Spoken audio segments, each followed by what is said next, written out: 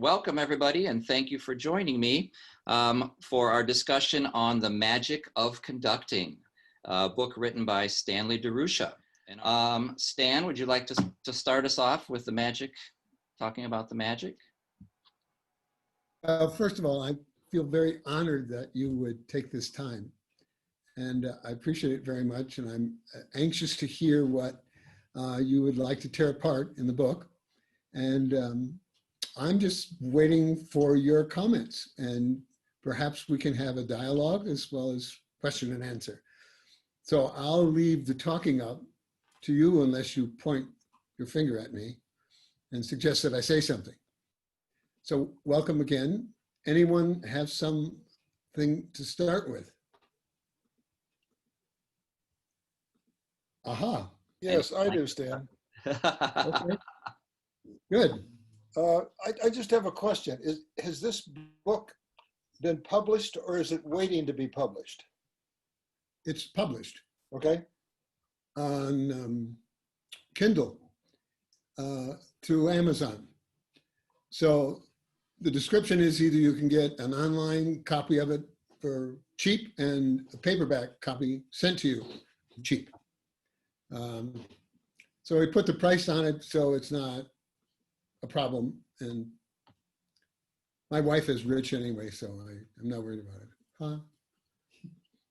Anyone else? The print book publisher label is Batuta Press. Ah, that's true. Mm-hmm. I have a question for you, Stan. What motivated you to write the book in the first place? Could you tell us?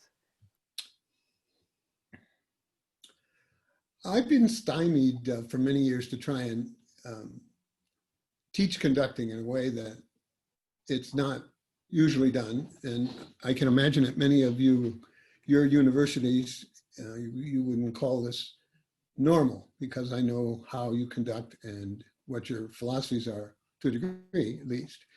But I was even removed from teaching the first year conducting students because I was trying to first have them learn the music and come up with some kind of an interpretation about the music. That was not acceptable. We should be doing what normally is done in 4/4/4. So my motivation is to push this whole business of conducting away from simply beating time into expressing the music.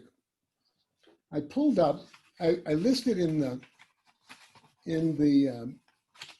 book a reference to a book I finally got and wrote. And this is Carlo Maria Giulini talking about.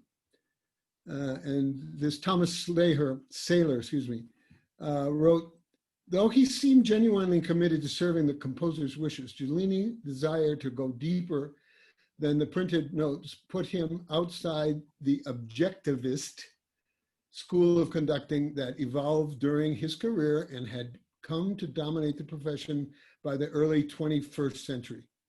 It goes on a little further. So I would say that was the impetus to writing the book, which took me forever.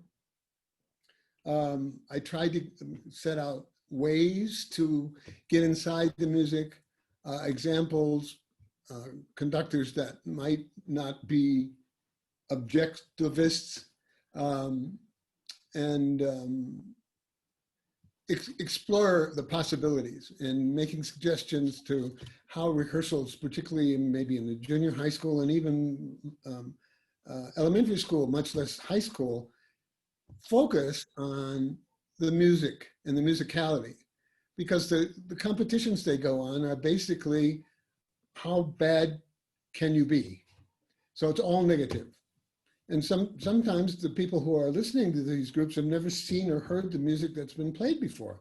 They don't know what the music is about. All they can look at and say, no, that was out of tune. And there's a little caption at the bottom that says musicality.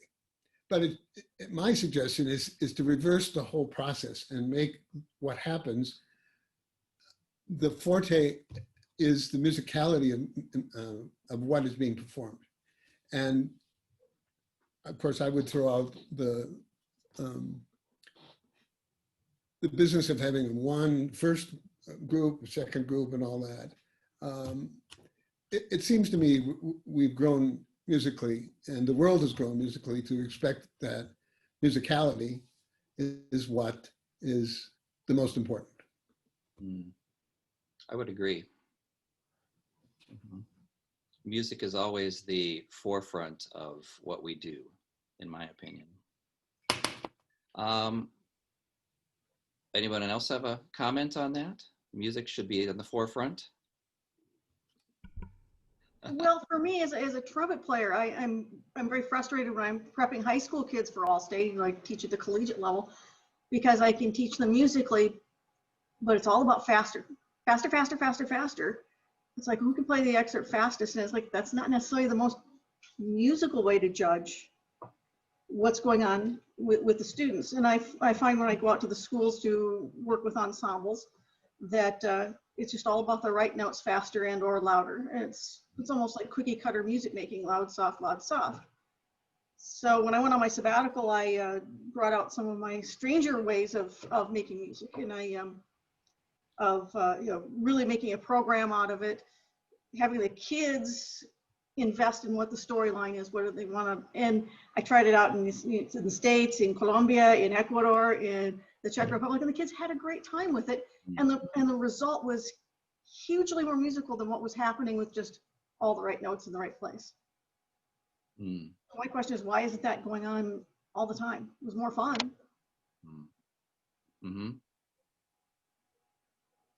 Definitely important. I can't deny the fact that I was trying to unlock what I see, at least what I saw a lot in Indianapolis or wherever I traveled, where the conductor is pretty detached from the group in terms of what is going on musically. Frank Ticheli was kind enough to let me reprint his unbelievable article about, what was it called, Frank? Tell me. Well, I changed the name depending on who I'm writing it for, but Passionate, basically, wasn't the article is basically about what you're talking about. I mean, the gist of the article is that no matter what, basically what you just said, that I mean, you're never going to have for example, a composer come up to you after a concert and say, wow, thank you. That was the most accurate performance of my piece anyone's ever given. That's never going to happen. And yet that's the focus a lot of times. And that's young. And so to counter that, my article was basically talking about far more, what, at least to composers, I think, I don't want to speak for every composer. We have another composer right here, John. So I don't want to speak for you, John, but for me, it's the most important thing for me is that a conductor is being the music. Whatever the music is, the conductor is being it, not just with the way he's moving the stick through the space, not just the face, but in everything that the conductor does, in the way the conductor speaks in the rehearsals to keep the players in that universe that the music occupies. And yes, the nonverbal ways as well. So just all about being the music. And the reason for that is to keep the players inspired. And that's the other part of my article, is that all of this is to keep the players inspired. Said another way, if you are fixing something and the fixing of that thing starts to get in the way of keeping the players inspired, then you need to stop fixing it. You can fix it on another day. And I mean, not saying you shouldn't fix it, but you don't have to fix it now because you're losing the players. The most important job is to keep them inspired. And so that's sort of the gist of that article. Yeah, it's a great article. It's a terrific article. Well, thank you. Maestro Corigliano, would you like to say something about what you expect of conductors? Well, obviously the same thing. Jerry has conducted my music and premiered this huge Circus Maximus piece I wrote, and he was always aware of what I was doing musically and why I was doing it, and he communicated that. And the good thing about bands is these kids really are enthusiastic about music. They love music. You get it at an orchestra like the New York Phil or something, a lot of them have been there, played every piece, and you know, your piece comes and they just want to get it over with and get to the Strauss or the Beethoven. And so you have an enthusiastic group and a communicator who communicates that. That's why I love concert bands, because the level of preparation is so much better than what orchestras do. Orchestras barely get to know what's on the page and they have to play it. They have 2 days or 3 days to learn the whole thing. Bands rehearse it, they talk about it, about the meaning of it, about the technique of it, but also very much about the meaning. And you get really committed performances. And I've always loved the conductors, and there are conductors like Marinel Suppleman and Slacken that do symphony orchestras that really care about what you do. And they learn the music, and they also know what the music is about and convey it extraordinarily well. There are some very famous conductors that I won't mention names, but that can stand on the podium and open your score and a moth flies out or something because they've never opened it. And that is really sad, very sad, because they don't know how to teach it. Because a lot of contemporary music is not just starting to conduct like the Eroica Symphony, it's teaching, it's learning.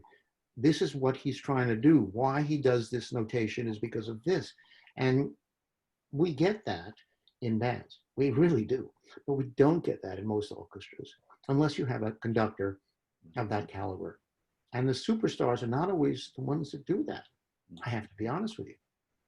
The bigger the name, sometimes the less attention they pay to a new piece. Now, I can't talk about Brahms because I know they know Brahms, the orchestra knows Brahms, and they rehearse Brahms, and he, you know, these conductors are great conductors, and it's wonderful. But you have some very interesting kind of stories about conductors and how they interpret a piece that I think shows that those conductors are really insightful and wonderful communicators. And I think that's great. They're not all like that, I have to be honest with you, but the ones you picked, I think, are extraordinary. I tried to find what I would hope would be great examples. Mm-hmm. And I wrote a lot about John and my collaboration on doing his first symphony, which is still a great memory for me. And I'm certainly supportive of everything that you said. Can I back up just a little bit about this idea of interpretation? You think it's possible to teach interpretation? I think that it's possible if that is the goal of the performer conductor. It's not always. But if it is, studying the piece and understanding how it works is really interesting, even if it's a piece of Beethoven's that people already know. The structure is so amazing, the reasons he did what he did. I mean, you look at his sketches, that's what I do, and find out how he got the Eroica second movement theme from something that was really pretty terrible, and how he crossed it out and did this and crossed it out and did this and went the wrong way and went the wrong way and finally arrived at what he did. I think that's what a good conductor should be interested in. How did these people do it? I mean, Brahms burned all his notes, but Beethoven didn't. And you can look at them, and they're wonderful. Yeah. Wonderful. Well, I used to try. Please, somebody else speak. Go ahead. I was just going to say what I love about that second theme you're talking about, John, is how it's mostly just chordal. It's these chords unfolding, right? Right at that modulation. Is that the theme you're talking about? I'm talking about the Or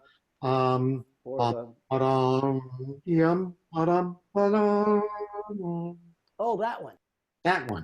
The second movement theme. He starts with the oboe and the violin singing, and he wrote the first half of it, and then went off on a tangent and did something completely different. And then he realized that his motive bum badam was important, so he did it too much, and then he crossed that out. And then when he did it again, he said, "How can I do bum badam differently?" And he said, "What happens if I reverse it?" And I go badam bum. I reverse fast slow. And what he evolved was a theme that went the original way, reversed it, and then played it in even notes, which is another way to do the three notes. So he derived all that with his brain, and it didn't come naturally to Beethoven, which is interesting. I mean, Mozart, you know, he just wrote things and threw them out the carriage doors. It was going, and they played them, and he had no problems. But he didn't attack the idea of music the way Beethoven did. Beethoven was, I mean, I'm right now writing on a commission the cadenzas of the Beethoven Violin Concerto,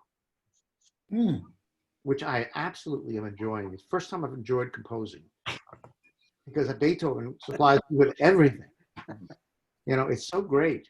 And I'm doing it for violin and timpani, because when you look at Beethoven, that violin concerto was not a success. And he wrote Opus 61, the concerto. Then he wrote Opus 61A, a piano concerto, which Clementi asked him to do. And he did it. And then he wrote the cadenza. But the cadenza is for piano and timpani. And I look back at that, and then I say, well, Beethoven was kind of limited because his timpanis could only play certain notes. They couldn't retune the way our pedal timpanis do. So why don't I write a cadenza with the pedal timpani and really bring that around again, because that was really a Beethoven idea. So it all makes sense. And that's why I think studying and learning is so important, and should be the curiosity of conductors. How does this happen? You know, that's the greatest thing to discover. Mm-hmm. Give me your impressions. I don't want to push this too far, but is it possible to teach interpretation? If you have one. Well, I'm thinking about students. I'm thinking about my education. I mean, until I started to work with H. Robert Reynolds, I wasn't on track either. I mean, I could make a group sound okay and play the right notes and perhaps even be exciting at some point. But finally, my eyes started to turn into analyzing these things. So, and looking for them and dedicating my study to what is possible in the music. It seems to me that that's teachable. And I know that the students get a modicum of interpretation when they study with their private teacher, but that's all because the teacher says, well, why don't you put a little crescendo here? Or how about a little bit of a retard, da, da, da, da, da. They never have a score in their hand, and they're never asked to do this. But you know, take the first page of the Sarabande and the Simple Symphony of Britain. Thank you. There's a wonderful recording, and I would play it for the students to begin with. I gave them the music, and then I'd say, what do you hear on the recording that's not in the score? Well, initially nobody had any ears, and eventually parceling it out and kind of show. And then I really threw them for against the wall, because I passed out the CD where Benjamin Britten was conducting it. And they're going, wait a minute, he wrote it. It's right, but the conductor in him interpreted the piece. So something like that could be expanded out. The other thing is the students don't have any ears. They don't have any ears. They can't listen to an interpretation and even understand or feel what's going on. They may like it or may not, but that's not really the point. There's ways of teaching this, but I don't know of, and it's my innocence, that this is going on. And it seems to me if we want to push the profession into musicality as being the utmost possible aim, there's going to have to be some teaching done. And I know the people in front of me are very astute, but I think it could go farther, more deeper. I'd love to hear from one of the conductors here about that, because what you're talking about is it reminds me of what we do as composers. We are encouraging composers to have their own voice, and that can't happen just in a vacuum. They have to learn a lot. They have to absorb a lot of music, and the more you absorb, the richer your palate is, and the more confident you are to find your own voice. And I would think it's similar for conductors. And there are bad teachers of composition who teach this, finding your own voice in the wrong way. Here, do it this way, and then the students end up sounding like that teacher. And I would think conductors run that same risk of teaching young conductors to conduct the way they conduct, rather than empowering them to find their own voices. I'd love to hear from the conductors. Yeah, let's hear it. Bob, do you have any thoughts on teaching interpretation? Sure. I think you have to go stepwise in it. Can you hear me? Yeah. Yes. Okay. And the two of the steps that I think are important, one is direction, that you have to find the direction in the music. Where is it going? Where is it coming from? Because it usually is either going to someplace or coming from someplace. And so the student has to find that in there. So it's like a mystery. Can you find the direction of this phrase or of this movement? And the other thing I harp on the students with, it's interpreting music is like talking. When you talk, you don't say, I am going to say something now, or I live in Ann Arbor. You could say, I live in Ann Arbor, I live in Ann Arbor, I live in Ann Arbor. And all three of those things mean something different. So what do you want from the music? How do you want the music to speak to you? So if they start with something that they know, and then supply the direction for it, those are the early steps of finding interpretation. And then you sort of add the harmony and the density and the scoring and what the form is and all kinds of other complications. But I think you have to start with that area early on so they understand they're dealing with something they can figure out and they can solve that mystery. It's great. What do you think is the background that the students should have coming into this? Because I think that's part of the problem, is that they come into this not knowing any interpretation or any ideas of interpretation. So what should the students know coming into it?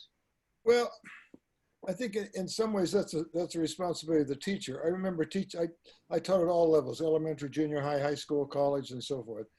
And when I was teaching in high school, I got onto the idea of asking them, how should this be done? So it was like a smorgasbord. We'd play it this way, then we play it this way, and how many think it should go here? Let's try that. No, that didn't work. How many think it should go here? And so it was like an experiment in finding the direction of the music, and later on, how do the chords fit into this, and what's the composer trying to do, and etc. Great. My analogy to all this is if we were professional poetry readers instead of professional musicians, the object of reading a poem is not to pronounce all the words properly. It's something much deeper. I've talked enough, sorry. Let's hear, Craig, what do you think? Any advice on this? Yeah, I'll excuse me, I'll piggyback on that. When I retired, I decided to come back for 3 years on a extended retirement to teach conducting for all these reasons. And so, in a sense, what Bob is talking about, the student's first assignment on the second day of class was to come to class and to read 3 stanzas of Shenandoah.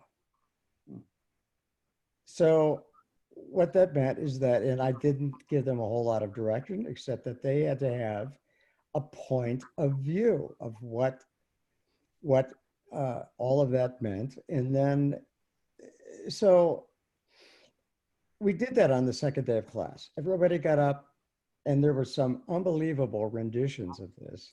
And then some that were, pretty much middle of the road, and there was no judgment. And then we talked about, well, what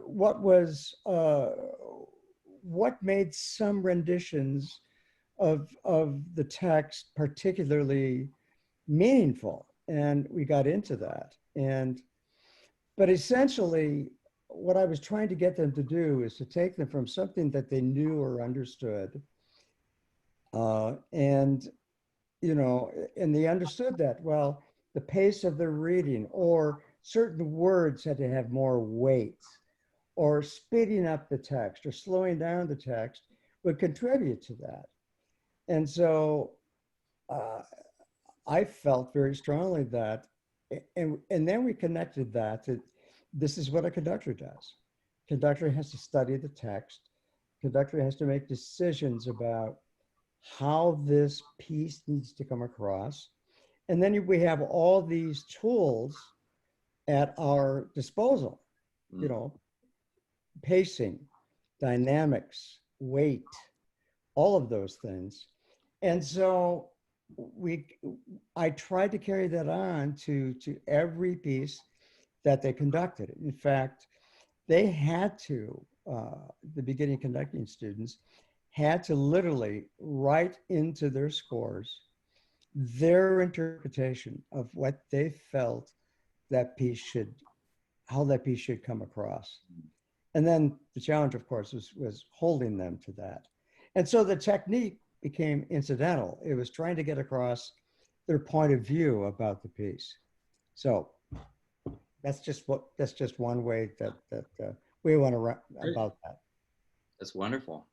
And in Stan's book, he talks about critical listening, and perhaps that's part of what we want to instill upon people and conductors to do that, the critical listening. Jerry, any thoughts on that, Jerry?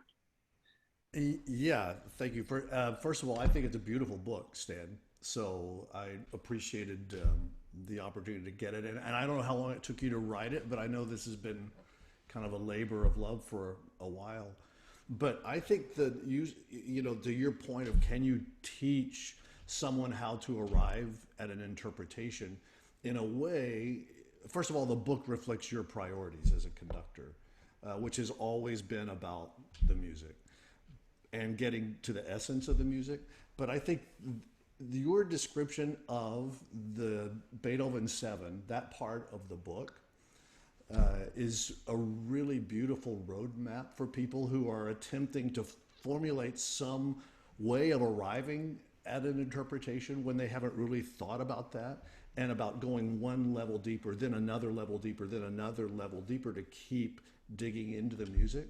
I think that people would have to go beyond that specific example, which that's the whole point of it, is you can use this as a roadmap and then apply this to whatever piece of Frank Ticheli's or whomever you might be doing, but use this kind of approach. I think that's all beautiful, and I think it can have an influence on showing people how to, first of all, arrive at an interpretation, how to take a little bit more ownership of the music making process. That's a wonderful comment, taking ownership of the musical process. Yeah, I should have done this before I wrote the book. I think that's something. Yeah. The wonderful thing, as an aside, in this this type of publishing, is I can go back and add and subtract anything I want in this book, and so it will be done in a number of days. And I'm getting ideas already what's going to be added. Talk to me a little bit about conducting workshops.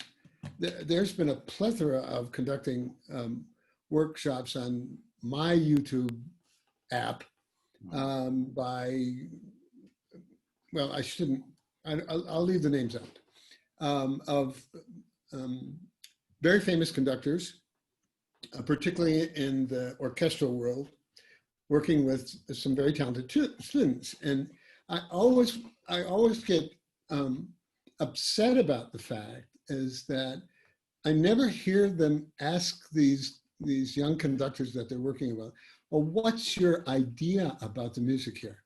And then I maybe could help you. No, they'll say, well, probably the violas should be brought out more at this point. And you might try such and such a gesture. It just bothers me. It's not necessarily that that's wrong, but it's not coming from the conductor. it's kind of a new choreography to add to this. And I've always thought of the ideal conducting workshop, which spends a lot of time, maybe individually with the conductors, as well as a group, talking about their interpretation, and then allowing them to go on the podium and see if that can work. And then you can help them because you know, and they can explain what they want to produce in the music. But I don't see that. Of course, I don't see every conducting workshop, and there are so many of them that are very helpful to the students. So I'm not all that well informed. Andre is sitting down here at the bottom of my screen going, why am I here? Dare I ask you what you thought of what I talked about in the book in terms of string technique or where to go or?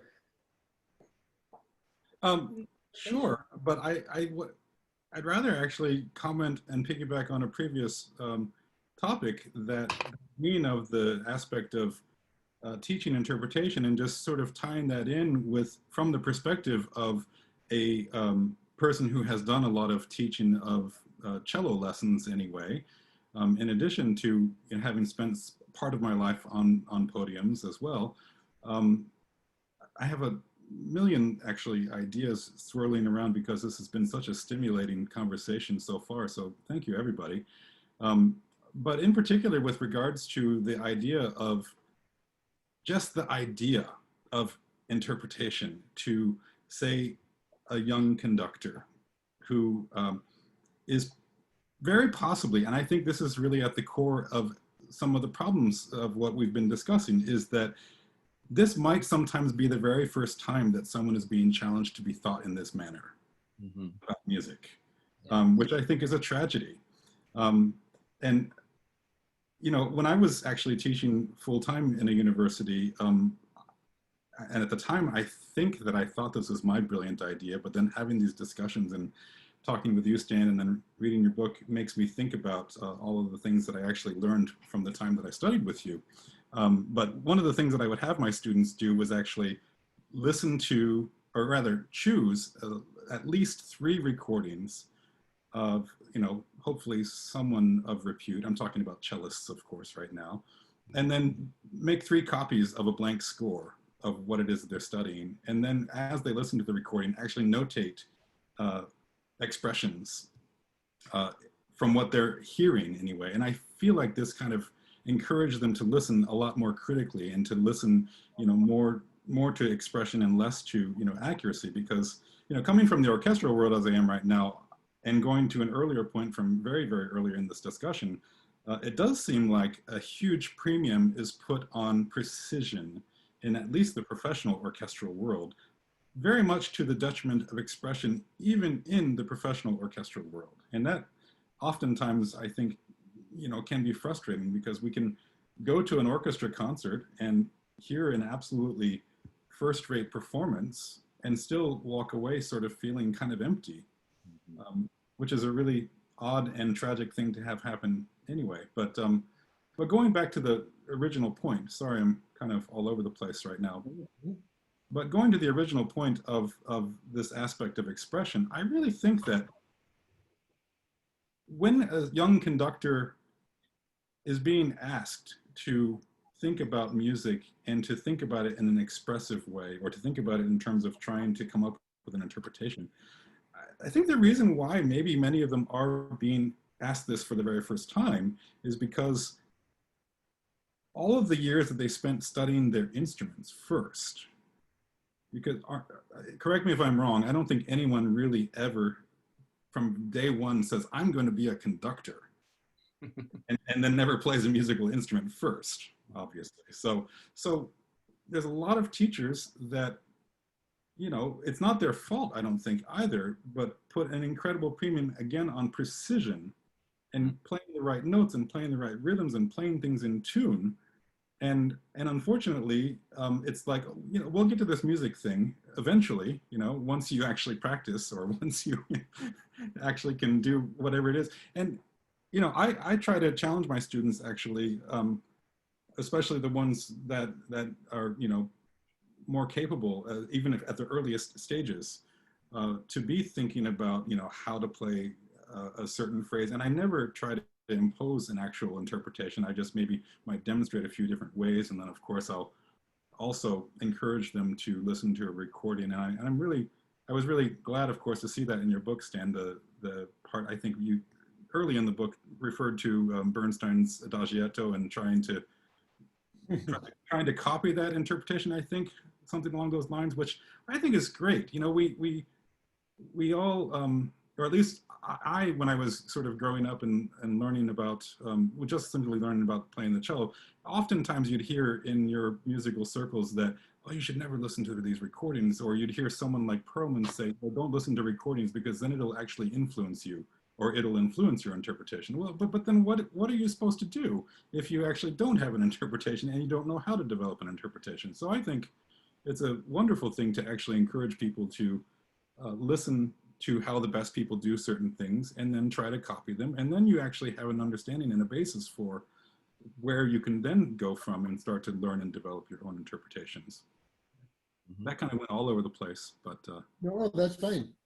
May I ask Amy? Amy and I have worked together, and frankly, without Amy, the book would never have gotten published, or she's been a godsend to that, much less she has incredible insights. We talked about forming a group that would kind of collect people who are of the same mind to try and influence what goes on in the norm of what we've seen in schools today, and you know, the lack of interest in general about interpretation, and much interested in making it correct. So, Amy, you want to say something about that? Well, I think it's, you know, it goes back to the contest thing. It goes back to the, frankly, in sports trophy hunting. You know, I had a high school principal when I taught high school. Oh, you're going to bring some hardware home from contest this time? And I'm like, oh, okay, sure. You know, so I think there's a lot of push in that direction. But I also think that your students, once you give them a license to make music and make interpretation, it will fire them up.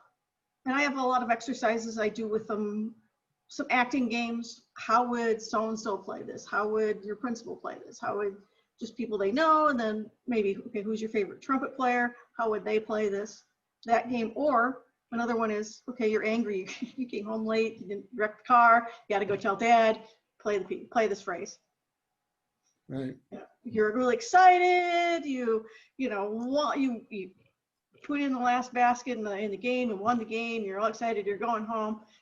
Play like that, you know, and those kind of interpretations. And once that door is open, you can't close it, man. They're excited about trying everything, whether it's at the younger age. You know, you can bring them to more stylistic interpretations, but I feel like you've got to open the door and give them license and give them the freedom and the opportunity to grow without all of a sudden everything's got to be this way, because they spend the whole day on a conveyor belt through school. You know, mom drops them off, they go to class, they go to class, go to class, go to lunch, you go to class, and they go through this conveyor belt. And all of a sudden somebody's saying, you're free, do what you know, do something different.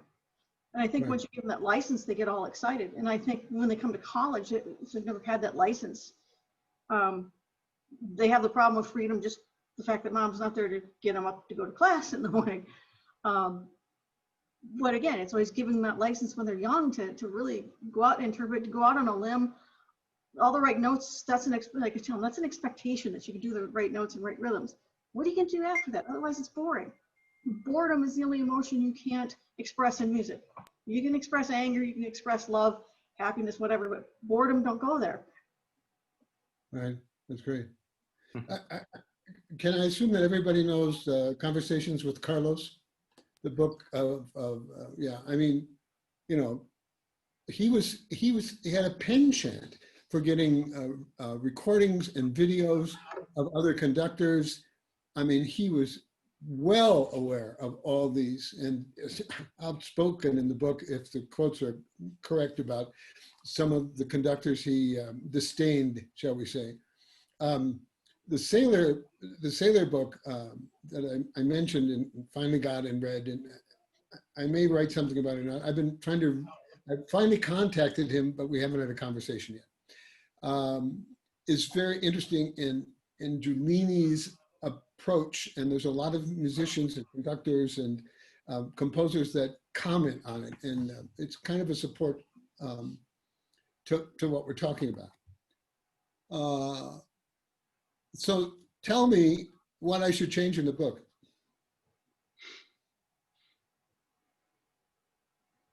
Ooh. Nobody's gonna do that.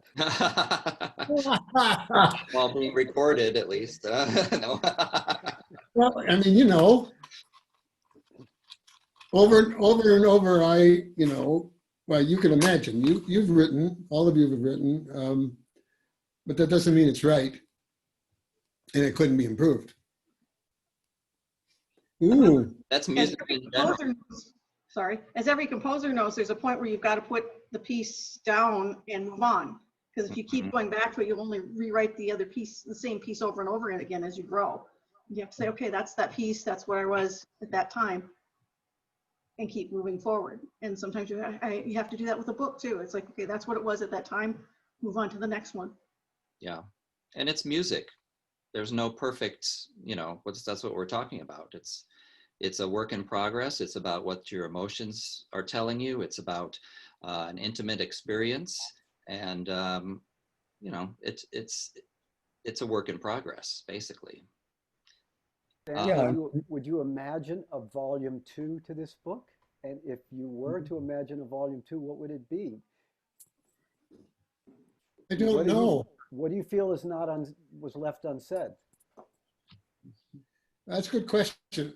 I kind of waited for this discussion in a way that I might, hearing you talk about many things, I think to myself that, well, what you explained was better than what I explained. It's possible. It's possible. I'm not sure exactly where it would go at this point, but if you have some suggestions, we all have email. And if you're kind of laying off that and not interested in speaking about it at this point, but I would appreciate the criticism. I only have questions. I mean, you consciously decided I'm not going to include. This is not a book about lots of musical examples. Here's a score excerpt. And so forth. Could that be a part 2 to the book where one applies some of the concepts you lay forth in this book and you apply them to actual music in another volume? I don't know. Oh, that's interesting. That's interesting. I spent a lot of time with the first symphony of Brahms and killed myself to try and write down what Giulini did with that music. And I read it through and through, and I'm sure I left some things out. But it's a great part of the book, though, I would say. So, I thought that was terrific. I agree. No, yeah. I appreciate that, because I never experienced or was asked to exactly go as deep as I tried to go into describing in words what he did. And I think more of that kind of instruction would lead younger conductors into, or forcing them, pardon me, into realizing what some of these great performances actually, what these great conductors actually did with the music that is not on the page. And all the quotes that I put in there, all these composers are begging the performers to interpret their music and to make music from what's on the page. And yet, well, anyway, if anything comes to mind that you don't want to say on live recording, I would appreciate it, and I would be honored with your suggestions, because there's nothing perfect about it. But well, Stan, this is Craig. So, what was particularly meaningful to me was there was a clear point of view. Mm. how you feel about music, how you feel about music making. And rarely in books of this type that talk about conducting do we get that point of view as strongly as it came across in the way that you expressed it. So I think that that has value in and of itself. And so if you were to venture, it's not a matter of, you know, what you didn't cover or how you could have covered something better. It's maybe a matter of exploring one particular area that you're really passionate about that could be tangible, this is the wrong word, tangible evidence of this is how this works. A little bit like the video that you sent to me, I think working with Amy's group, Yeah. putting some of those things into some kind of a context that's written. But what's most important to me is, you know, is that your personality, your passion, and your beliefs about music making come through this very, very strongly. So whatever you do, don't stop that. Okay. Thank you. Get that moving forward. Okay. Well, Mr. Monitor, where are we? Well, we've talked a lot about the nuts and bolts of pre-conducting and things like that. Let's talk a little bit about the execution of conducting. Maybe getting, let's go back to our composers here. How does a conductor's gestures affect the performance of your composition? John, you want to start us off? Yeah, okay. Gestures. You know, I really don't look closely. I have to be honest with you. I'm so busy with the score Mm-hmm. and marking up the score and then talking to the orchestra or band that I know that I use cue notation, for example, and some conductors do it one way, some conductors do it another way, about holding a single finger up or two or three or four. You know, that's up to them. I never have looked about at their technique because I just assume because they're doing it. You know, I don't worry about that. I'm worried about what isn't happening Very and what okay. makes it happen. I do want to say one thing about all of this. You know, I have noticed, certainly in my composition students, and I think everybody at Juilliard or other places, they don't know the standard repertoire. I mean, you're talking about going into incredible detail with one piece by 6 conductors and all that. They don't know the piece ever. They don't listen to it. Most young people today are only interested in what's happening now and what's going to happen to them. And I don't know about young conductors, but it seems to me that that's a real problem, that we have to get people really excited by the great pieces. Mm-hmm. Because I've told my students, have you heard this? Have you heard that? No, I'm not interested. Mm-hmm. And they come in and they write music. And I'm sure that this is a problem that isn't just composers. All young people. Conductors too, yeah. Conductors, they all have the idea that now, me, that's what it is. Exactly. And they're not interested in the history and what you're doing, the kind of fine tuning that you're doing. They don't know the piece, let alone the whole tuning. That's really sad, but I think it's true. Yeah, Absolutely. I agree. Frank, do you have anything to add to that? Well, I guess because I also do a lot of conducting, I do think about this question, but I have a hard time separating gesture from a lot of other things. Gesture from face. That's part of the whole gesture to me. And where that gesture is being directed, I guess I do find myself as a composer, I'm bothered when I see a conductor maybe I've seen several rehearsals and I've never seen the conductor look at a player who's got something really important or a section where something really important is happening. I don't know, we were mentioning Brahms earlier, like the Brahms Third Symphony, the third movement, you know, the cellos open with dee-da-da, dee-da-da. They've got that, and maybe they're looking somewhere else, and not right there being with it. I get excited by conductors who are spending time with individuals in the rather than just conducting the orchestra in a sort of non-personal way. And so that excites me as a composer when they're moving around the room. So I often say to people, don't conduct an ensemble. Yeah. Conduct individuals. And even in climaxes, you can still find individuals to be with, because it also it tells the players, it's telling them something about you, how you're interpreting the piece. I interpret this as being important right now.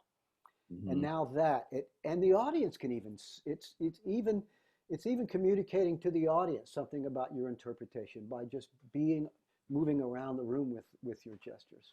That's a very good point. I think the audience can tell if the conductor is communicating with the orchestra and connecting with the orchestra. They can tell. The audience, they may not know that they can tell that, but they feel it. They feel that. Andre, you're muted. Oh yeah, I just, sorry, wanted to just say, isn't there some famous quote, I can't remember from whom, but about going back to Frank's comment, he said, you know, don't ever look at the low brass because you'll only encourage them. That was Strauss. Richard Strauss. Richard Strauss said that. Mm-hmm. Was So it Strauss? evidently the conductor that you experienced didn't want to encourage the cellists. And isn't that one of the great, I mean, it's one of those great moments for the cello, having it? And if Brahms had given that to the violins, because the cellos are above the violins, if he'd given it to the violins, it wouldn't have been nearly as fantastic, right? Because those cellos get to soar up on that A string up there. And that gets to interpretation as well. And just something kind of interesting here that I want to share with you. We're doing an experiment here at USC. We are, normally you teach orchestration and you teach conducting, and they're separate classes. This is the first year we are combining that. I'm teaching a class now that is conducting/orchestration.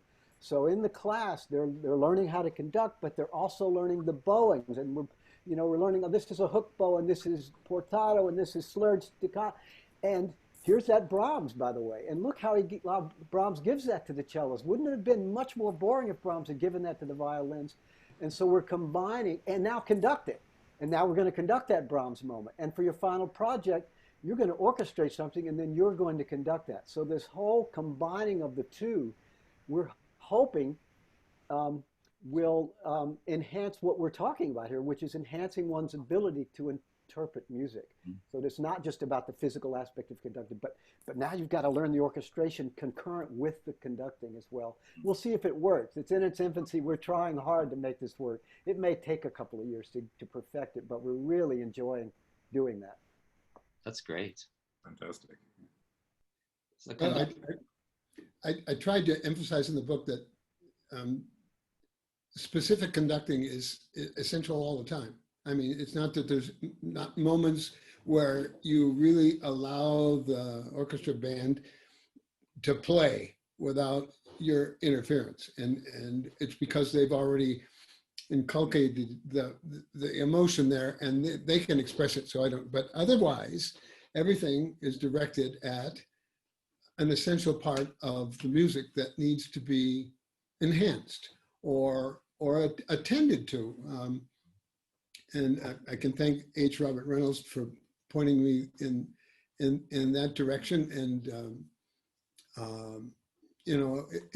it's just grown and grown and grown and grown from my standpoint.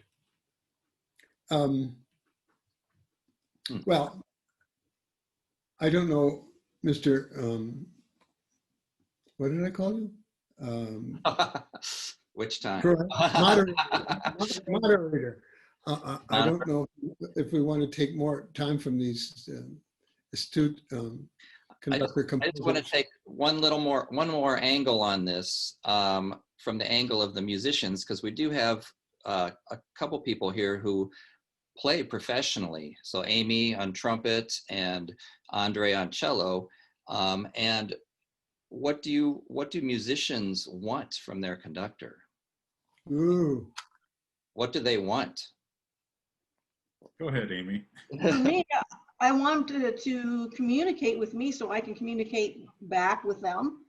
And that's, the eye contact, we're on the same page musically kind of feeling.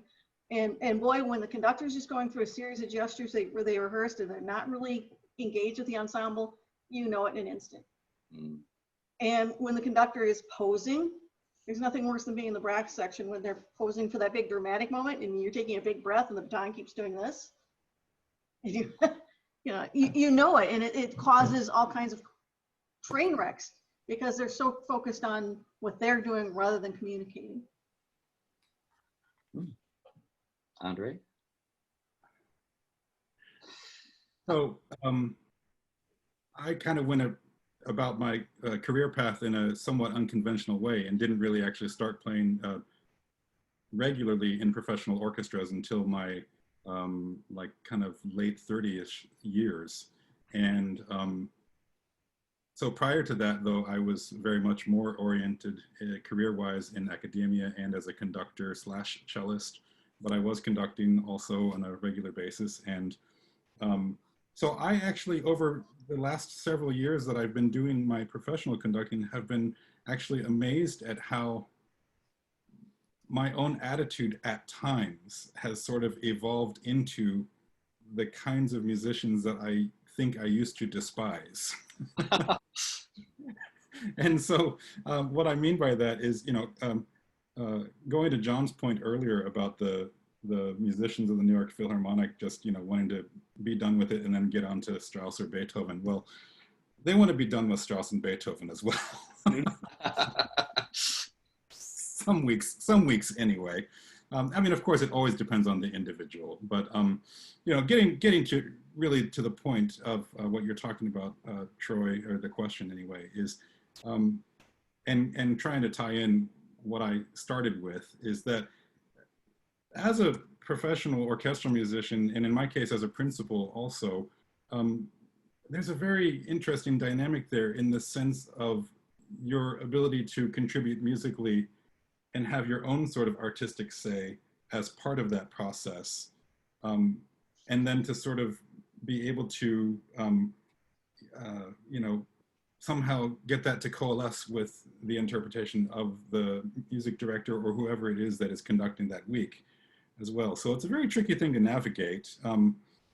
I do like to think of this whole process as being a very collaborative effort in terms of, what's coming from the podium and then what the musicians are bringing to it as well. Because, you can go through even the, very top orchestras and find people who are just simply happy to be told how to play. But then other people who actually have very strong opinions about how they really think something should be played, and I'll be darned if someone's going to tell me how to play it too. So it's an odd thing to try to find balance with that. And whenever you're also talking about certain dynamics, whether it be that relationship with your music director and then that relationship with a guest conductor and maybe even a regular guest that has a relationship with the orchestra, it's a tricky thing to navigate. But I'd say in terms of the more inspiring connections that I felt that I've had, or experiences in general that I've had as an orchestral musician, yeah, you can definitely attribute that to that feeling of the conductor inviting you to take part in that process, and that conductor, yes, having very strong passion about what it is that they bring to the score and what they bring to the music and the energy that they bring in general just to the performance. And the most inviting ones, though, who have that collaborative spirit also, I think, are the ones that end up being the most successful. And the ones that, ends up being the most fun for the musicians as well. Because there's nothing honestly worse, because it's so against the grain of what it means to make music with other musicians. There's nothing worse than having that feeling of us against them, so to speak. And that unfortunately really does actually exist in the professional music world. I really wish it didn't. And I think this is a point I wanted to make earlier because, John, you mentioned also the difference between conducting, or rather your experiences of having was it college bands that you're referring to, or college wind ensembles? Yes, it was. Yes, it was. Okay. So when I was a student of Stan's, and I played in the orchestra, in addition to studying conducting with Stan all 4 years that I was at Butler with him, I remember having conversations with many of my friends at the time And we were kind of, at times, a little frustrated on, just all on our own, really, thinking and wondering, I remember even a group of us, when we found out that the music director at the time of the Indianapolis Symphony contract had just been extended, we were all just depressed. And we were all just thinking, why isn't Stan their music director? Or why isn't Professor DeRusha their music director? And we just, for so many reasons, thought that made so much more sense. And I remember talking to one person separately about this, and actually he had a really nice take on it, saying that he thought that actually Mr. DeRusha probably actually really enjoys conducting at the university level, specifically because there can be that longer process and that longer sort of gestation period for the music with the orchestra, and being able to take an ensemble from A to wherever it ends up in that whole process. And I thought that was a wonderful way of putting things, because in the professional orchestral world, you get 3, maybe 4 rehearsals, and then, okay, time to play this concert. And it's often rare that it is a really cohesive, collaborative kind of effort, as compared to all of what, John, you were referring to about everything that goes into the process, and all of the very thoughtful questions that are asked, and just really knowing the music. And I have to say, unfortunately, that even though we can play all the notes very accurately and very professionally, that doesn't necessarily mean that we actually really know the music. I know. Mhm. And by the way, I have dinner waiting, so I gotta go. I know you said you have I, John has to go. yeah, I John do. has- I want to say goodbye to you all. I really enjoyed this. It was great fun, and great to see some friends, old friends again. Well, great to see you, Good John. to see you, John. Thank you, John. Thank Bye, you. Hey. John. Again, an honor. Thank you. I think probably we've investigated enough, and we've taken enough of your time. I can't tell you how appreciative I am of all of this. And again, my book is not any Bible. It can be revised. And I'll look forward to keep in communication, so that what you might suggest could be put into the book. And I have no what shall I say, ambition about the book. If it's used, it's fine. I'm kind of content in feeling like I've said what I've tried to say. And if other people would enjoy or benefit by at least considering some of the things that are said, I'll be happy. But this is a wonderful culmination of kind of stamping the book as at least usable at this point. And I can't tell you how much I appreciate this. And Troy, this was all your idea, and I can't thank you again. And I want to say, I hope we can continue these conversations, and thank you so much for taking your time to collaborate tonight. So Thank- You're most welcome. thank You're you. very More welcome. questions? So Stan, Are we done? No, Bob's got Robert, something. what were you going to say, Robert? Bob. I just want to say nice going, Stan. It's a real achievement, and it's been great being with you and all the other people tonight. So thank you very much for the opportunity.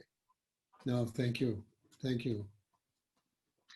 Thank all of you for doing this. It was a very nice discussion, and I'll get things edited and sent out to you guys. So Okay. appreciate it. Well, thank you. Good to see Bye-bye. everyone. Okay. Congratulations, Good to Stan. see everybody. Good to see every one of you. Take Thanks so care. much. See ya. Wonderful. See ya. Bye.